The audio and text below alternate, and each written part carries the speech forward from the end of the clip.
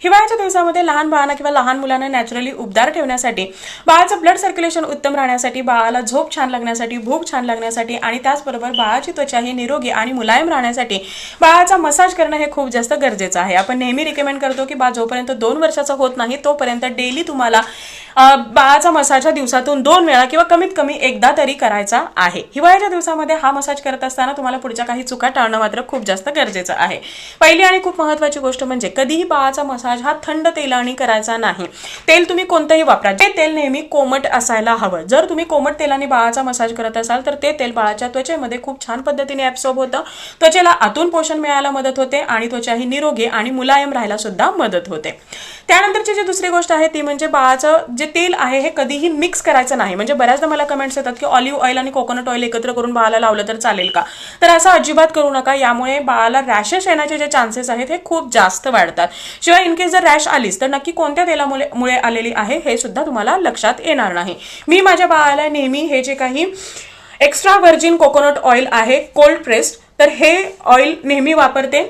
म्हणजे कोणत्याही ऋतूमध्ये, प्रत्येक ऋतूमध्ये मी हेच तेल वापरते.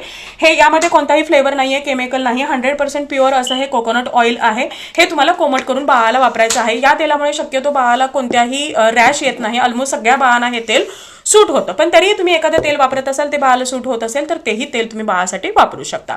त्यानंतरची जी पुढची गोष्ट आहे ते म्हणजे बाळाचा मसाज करत असताना ज्या ठिकाणी तुम्ही मसाज करत आहात तर त्या ठिकाणचं जे टेम्परेचर आहे हे थंड असायला नको. कारण असं झालं तर बाळाला पटकन सर्दी कफ खोकला होण्याचे चान्सेस राहतात.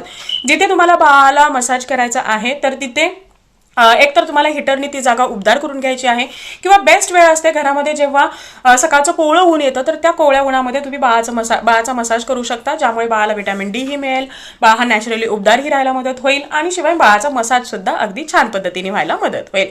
त्यानंतरची जी पुढची गोष्ट आहे ती म्हणजे नॉर्मली आपण काय करतो की हिवाळ्याच्या दिवसामध्ये बाळाला रेग्युलरली आंघोळ घालत नाही. पण तरी सुद्धा जेव्हा तुम्ही बाळाला आंघोळ घालत नाही तर त्यावेळी तुम्ही बाळाचा जर ऑइल मसाज करत असाल तर त्यामुळे हळूहळू बाळाची जी स्किन आहे ही काळवांडू शकते. जेव्हा जेव्हा तुम्ही बाळाला ऑइल मसाज देता तर त्यानंतर 30 मिनिटांनी बाळाला अंघोळ घालणं हे खूप जास्त गरजेचं असतं.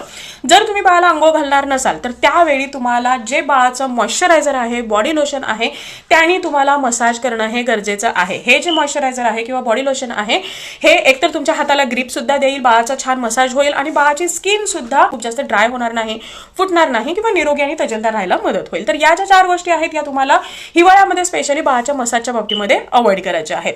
बाळाचा मसाज हा कशा पद्धतीने करायला हवा, सायंटिफिक मेथड काय आहे, प्रत्येक पार्टचा मसाज करताना काय काळजी घ्यायची आहे, कशा पद्धतीने स्ट्रोक्स द्यायचे आहेत, हे जर तुम्हाला जाणून घ्यायचं असेल तर मला कमेंटमध्ये सांगा. लवकरच मी त्याबद्दलचा सुद्धा एक डिटेल व्हिडिओ तुमच्यासोबत शेअर करेन.